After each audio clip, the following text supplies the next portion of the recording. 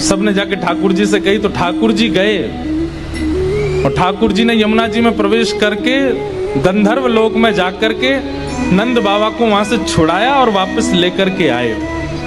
तो जैसे ही नंद बाबा वापस आए तो सब ब्रजवासियों ने घेर लिया। सब ब्रजवासी बोले, बाबा तुम कहाँ चले गए? रात में गए, अब निकल के आए हो। मधुमंगल श्रीदाम बोले, बाबा हमें तो यूं बताओ, इतनी देर तुमने सांस कैसे ली भीतर, तुम चले कहाँ गए? बाबा बोले, भैया दो देवता मुझे पकड़ के ले गए, मैंने देव काल में स्नान कर लियो। बोले फिर? बोले कछु ना, बड़े बड़े महल बने, बड़े बड़े लंबे चौड़े देवता ऐसे सुंदर कि देखते रह जाओ। मैंने इंद्र को दर्शन कियो, मैंने सबरे देवता देखे वहां पे। और फिर बाबा फिर का भयो? बोले इतने में ही लाला आयो, और जैसे ही लाला आयो, लाला के आती सब या को प्रणाम करने लगे, सब या के चरणन में नतमस्तक है गए, सब या की बलैया लेने लगे, गंधर्व जन या की आरती करने लगे। और सब ब्रजवासी टेढ़े टेढ़े देख रहे हैं, लाला है या पूज रहे हम बे, या की पूजा कर रो इंद्र हम बे।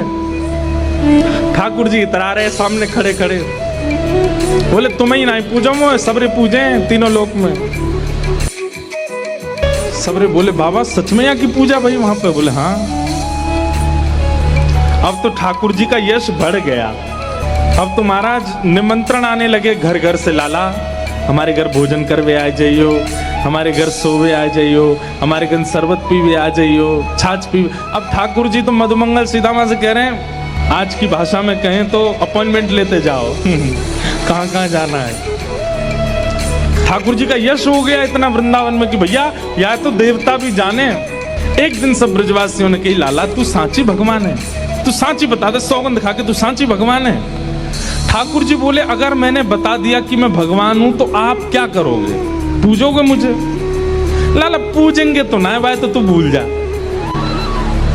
लेकिन हमारी एक इच्छा है। बोले का एक बार वैकुंठ देखना चाहे, वैकुंठ है कैसो? लाला तू अगर सांची भगवान है तो एक बार वैकुंठ दिखाला हमें। ठाकुर जी बोले, मेरे हाथ पकड़ो। सब